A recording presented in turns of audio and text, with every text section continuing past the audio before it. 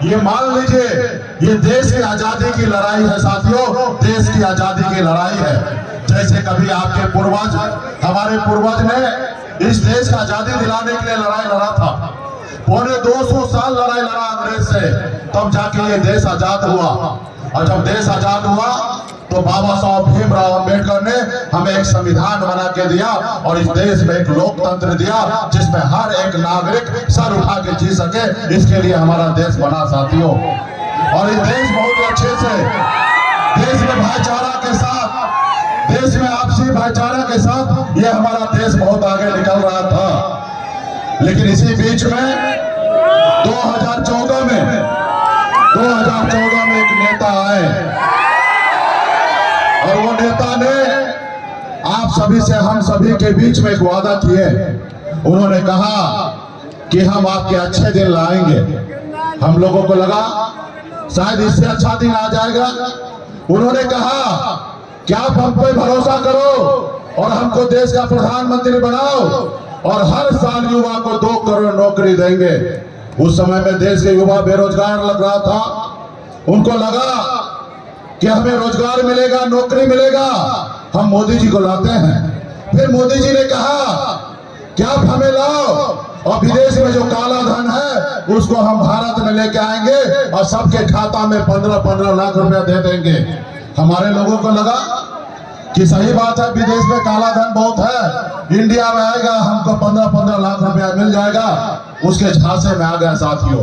ये वैसे ही जैसे हिटलर ने अपने देश में चुनाव जीतने के लिए वादा किया था कि हम टैक्स फ्री कर देंगे, हम लोगों को पढ़ने लिखने के लिए एजुकेशन फ्री कर देंगे, हम आपका इलाज फ्री कर देंगे। जितना झूठ हिटलर को बोलना था उन्होंने बोला था और सत्ता प्राप्त किया था। उन्हीं को कॉपी करके हमारे देश के प्रधानमंत्री जी ने देश की जनता के साथ झूठ बोला और देश के जनता ने बोला जनता ने उनके ऊपर भरोसा किया। आज साथियों, आज बताइए, देश के युवा जो है बेरोजगार है, रोड पे भटक रहा है, उसका शादी नहीं हो रहा है और ये कह रहे हैं कि हम अच्छे दिन लाए हैं साथियों। आज हमारे देश के युवा बेरोजगार है, परेशान है और ये कुछ सुनने वाला नहीं है। अरे साथियों, आप सबको एक योजना पता होगा मोदी जी का। मोदी जी ने जब चुनाव जीत के आए तो उन्होंने अपने सांसद को कहा कि आप अपने अपने लोकसभा क्षेत्र में एक गांव को गोद लो और गांव को अच्छे से आगे बढ़ाओ। और आप सभी को पता होगा वो गांव कहाँ गया, उस गांव कहाँ कैसे विकसित हुआ, आप सबको पता होगा। और जब मोदी जी का दूसरा जो काल हुआ 19 का, उस समय में गांव का चर्चा करना छोड़ दिया। आप यूं कह दीजिए कि मोदी जी से और उनके सांसद से हमारा देश का एक गांव उनसे संभल नहीं पाया साथियों, एक गांव संभल नहीं पाया, ऐसी उनकी योजना है साथियों। उसके बाद आप बताइए, इस देश में 75 साल की उम्र होने के बाद देश के जनता को कहता है कि हमको एक बार और मौका दीजिए। 2 बार तो मौका दिए और तीसरी बार हमको मौका दीजिए, हम देश के लिए कुछ करेंगे। आप बताइए, 75 साल के बाद मौका मांग रहे और देश में कि उन्होंने अग्निवीर योजना लाए। वो अग्निवीर योजना ऐसा था कि देश का युवा 18 साल की उम्र में अप्लाई करेंगे और 4 साल के बाद 22 में रिटायरमेंट हो जाएगा साथियों, 22 में रिटायरमेंट हो जाएगा।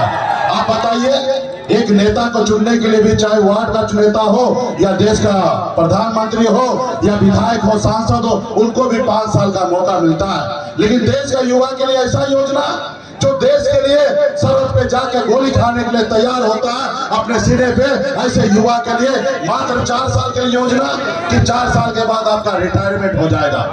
22 साल का उम्र होइएगा, जब तक आपका शादी नहीं होगा उससे पहले आप रिटायरमेंट हो जाइएगा। अब बताइए ये देश के साथ कितना बड़ा धोखा है साथियों। उसके बाद अभी एक और उनका योजना था, आप हमें चंदा दो और हम आपको टेंडर देंगे। हम आपके इधर हम ईडी का, सीबीआई का नोटिस भेजेंगे और उसके डर से आप हमको चंदा दीजिएगा। ये एक धंधा बना लिया था साथियों। देश में हजारों पॉलिटिकल पार्टी है साथियों, कई हजार पॉलिटिकल पार्टी है, कई हजार पॉलिटिकल पार्टी एक तरफ, और देश में अकेले मोदी जी का पार्टी भारतीय जनता पार्टी एक तरफ 6,000 करोड़ रुपया से ज्यादा चंदा लिया साथियों, 6,000 का चंदा लिया, 1,000 करोड़ का। धन्य है हमारे सुप्रीम कोर्ट के महोदय, उन्होंने ये देश के जनता को आंख खोलने के लिए उस सारे पेपर को सार्वजनिक करवाया गया साथियों। तब आज आपको पता होगा, आज वो लोग कहते हैं हम सनातन धर्म है, हम हिंदू हैं, तो हम क्या है भाई, हम भी सनातन धर्म में जन्म लिए, हम भी हिंदू हैं। लेकिन आप जो पशु को काटते हैं, जो कुचर खाना है, वहां से 250 करोड़ रुपया का चंदा लिया और पशु को कत्ल करने वाला ऐसे पॉलिटिकल पार्टी है, वह है भाजपा साथियों। तो ये साथियों, ये भाजपा किसी का नहीं है, गरीब पिछड़ा दलित का नहीं है, ये सिर्फ अमीर लोगों के लिए, अडानी अंबानी के लिए है साथियों। आपको अगर बेहतर जिंदगी जीना चाहते हैं, आपका बच्चा अगर सर उठा के जीना चाहता है, तो इसके लिए आपको लड़ाई लड़ना पड़ेगा और मोदी जी को बदलना पड़ेगा साथियों, तब जाके समाज के साथ भाईचारा होगा। आज वो आते हैं, हमको सामाजिक न्याय को छोड़कर आज हमको लड़ाने का काम करते, हिंदू मुसलमान में लड़ाने का काम करते, जबकि हम सब भाई मिलकर हमारे पूर्वज इस देश का आजादी दिलाने के लिए खून पसीना बहाया और आज हमको लड़ाने का काम कर रहे हैं साथियों। इसलिए साथियों, इनके झांसा में नहीं आना है। आज मुझे देखिए, मैं एक गरीब परिवार में जन्म लिया, 18 साल की उम्र में अपने गांव परिवार को छोड़कर मुंबई जैसे शहर चला गया। हम ऐसे घर में जन्म लिए जहां एक रोज पिताजी मछली न मारे तो दूसरे रोज घर पे खाना नहीं बनता, ऐसे गरीब परिवार में जन्म लिया। जब बॉम्बे गए, मेहनत किए, मजदूरी किए, 900 रुपया महीने पे नौकरी करता था, लेकिन अपने माता पिता और बिहार के लोगों के आशीर्वाद से मुंबई जैसे शहर में झंडा मैंने गाड़ दिया साथियों। उसके बाद बिहार में मैं आया तो मैंने देखा लोग चांद पे घर बनाने के लिए सोच रहा है, लेकिन हमारे लोगों के लिए इस धरती पर रहने के लिए घर नहीं है। हमने अपने हक अधिकार के लिए दीन बेदार मुनिया मरा चाहे तियर बनपर केवट निषाद के सभी जाति के हक अधिकार के लिए हमने संघर्ष करना चालू किया। ऐशो आराम जिंदगी कर छोड़कर लड़ाई लड़ने के लिए आ गया। और अब लड़ाई लड़ते लड़ते 2020 में हमने पहली बार बिहार में 4 विधायक बनाया। अपने दम पर बिहार में हम मंत्री बने। हमारे पास 4 विधायक ही भले था, लेकिन 74 से कम नहीं था। हमारे समर्थन से बिहार में सरकार बना। अगर हम समर्थन नहीं देते तो नीतीश कुमार बिहार का मुख्यमंत्री नहीं होता। ये हमारी ताकत था। लेकिन उन्होंने देखा एक अति पिछड़ा का बेटा पार्टी बना लिया, विधायक बना लिया, मंत्री बन गया, इसको रोको, अगर नहीं रोकोगे तो ये बहुत आगे निकल जाएगा। उन्होंने हमारे पार्टी को तोड़ दिया, हमारे विधायक को खरीद लिया, हमको रोड पे ला दिया, हमारे मंत्रिमंडल से बाहर कर दिया। जो सरकार हमने बनाया था, इसे भी इसलिए क्योंकि हम अति पिछड़ा का बेटा है। हम अपने हक अधिकार के लिए बिहार से लेकर उत्तर प्रदेश तक लड़ाई लड़ने के लिए जाते हैं, तो इसके लिए उन्होंने हमें रोड पे ला दिया साथियों। इसके लिए साथियों, ये कभी भी आपका नहीं हो सकता।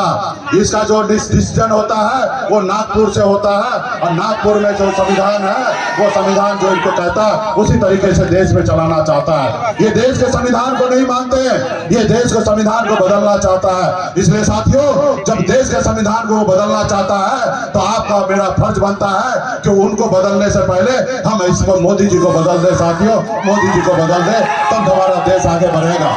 इसलिए साथियों, बड़े संख्या में यहाँ पर उपस्थित हमारे युवा साथी हैं। देश में जब भी क्रांति होता है तो युवा का सबसे पहले ताकत दिखता है। इसलिए साथियों, यहाँ से जाइए, एक एक गांव में जाइए, एक एक बूथ में जाइए, एक एक टोला में जाइए और संदेश को पहुंचाने का काम कीजिए कि ये युवा का सरकार नहीं है, ये बड़े बड़े पूंजीपति वाले का सरकार है। इसको बदलने की जरूरत है साथियों। इनसे एक गांव नहीं संभला तो देश क्या संभलेगा साथियों, देश क्या संभलेगा। इसको सिर्फ झूठ बोलना है, लड़ाना है, झगड़ा कराना है और ये सिर्फ विवाद कराना चाहता है, कभी देश में चैन और शांति नहीं लाना चाहता। आज हमारे देश के ऊपर पहले कितना कर्ज था, आज हमारे देश के ऊपर कितना कर्ज हो गया, 4 गुना ज्यादा कर्ज बढ़ गया साथियों। गांव में कहावत है, बाप दादा का संपत्ति बेचकर लोग फुटानी करते हैं। उसी तरीके से मोदी जी हमारे पूर्वज जो बनाए उसको बेच बेच कर फुटानी करते हैं, बड़े बड़े कपड़ा पहनते, विदेश में घूमते हैं और कहते हैं हम देश आगे बढ़ा रहे। अरे हमारा देश जो विकासशील कैटेगरी में हमारा देश आता था, उससे पहले अभी 1 महीना पहले हमारे देश को विकासशील कैटेगरी से हमारे देश को बाहर कर दिया और आप कहते हैं कि देश आगे बढ़ रहा है। देश में आपने ऐसे हालात ला दिया कि लोगों को लगता है कि 5 किलो चावल ही हमारा विकास है। आप बताइए, इस देश के युवा को 5 किलो चावल चाहिए? इस देश के युवा को नौकरी चाहिए साथियों, नौकरी चाहिए। इस देश के युवा को सर उठा के जीने का अधिकार चाहिए साथियों। हम अगर नौकरी पा लेंगे, मेहनत करेंगे, काम करेंगे, हम लोगों को आगे लेके जाएंगे। ना ही कि 5 किलो चावल पे ये रहेंगे। और ये चावल ये अपने बाबूजी के घर से बांटता है। ये देश का संपत्ति है साथियों, ये देश का संपत्ति है। ये आपका देश है, हमारा देश है, किसी का जागीर नहीं है साथियों। लोग कहते हैं कि हम 5 किलो चावल दे रहे हैं। भाई ये आप दे रहे हो, ये देश का संपत्ति है। कर्ज लेके आप लोगों को गुमराह कर रहे हो, वोट लेने का पॉलिसी बना रहे हो। और ये चावल बांटने का स्कीम आज से चल रहा है, ये कांग्रेस के जमाना से ये चलते आ रहा है। सबको, हर किसी को, गरीब को सरकार की तरफ से न्याय मिल जाता है। हमें 5 किलो चावल नहीं चाहिए, हमारे बच्चे को नौकरी चाहिए, हमारे बच्चे को शिक्षा चाहिए, हमारे बच्चे को स्वास्थ्य चाहिए। हमें 5 किलो चावल नहीं चाहिए साथियों। इसलिए मजबूती से महागठबंधन के, इंडिया गठबंधन के साथी आप सभी से आग्रह है, युवा सभी से आग्रह है कि मजबूती से अपने प्रत्याशी के लिए वोट मांगिए और मजबूती से सामाजिक न्याय को मजबूत कीजिए। आज बताइए ना, लालू जी के विचारधारा पे बिहार में सरकार बना था, नीतीश जी तेजस्वी जी के साथ आके सरकार बनाए, 5 लाख युवा को नौकरी मिला ना, 5 लाख युवा को नौकरी मिला ना। इससे पहले भी तो भाजपा का सरकार था, डबल इंजन का सरकार था, नीतीश जी थे, पहले दिए, पहले नहीं दिए। ये लालू जी का विचार है कि युवा को न्याय मिले। आपने देखा सामाजिक न्याय को मजबूती देने के लिए जाति आधारित गणना हुआ, और जब जाति आधारित गणना हुआ तो सरकार को एहसास हुआ उसमें SC, ST, OBC, अति पिछड़ा सभी का आरक्षण का दायरा बढ़ा के नहीं बढ़ा। ये भाजपा होता तो होता क्या? भाजपा अगर होता तो आरक्षण बढ़ता क्या? इसलिए साथियों, भाजपा अगर फिर से आ गए तो हमारा आरक्षण खत्म कर देगा साथियों, आरक्षण खत्म कर देगा। इसलिए बाबा साहब का दिया हुआ संविधान को आगे बढ़ाना है और आगे चलते रहना है और मजबूती से लड़ाई लड़ना है। बहुत बहुत धन्यवाद सभी गठबंधन के साथी को, बहुत बहुत धन्यवाद।